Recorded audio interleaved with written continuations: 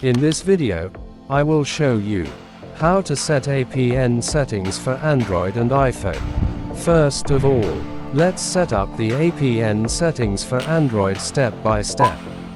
Open Settings. Go to SIM cards and mobile network. Select your SIM card to set APN. Tap on access point name. Add a new APN if needed. Set the name and APN field. Only fill in the name and APN field as shown in the video. Keep the other options unchanged. Tap More and tap Save.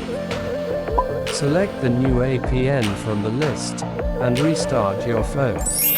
Let's set up the internet settings for iPhone. Follow the process shown in the video.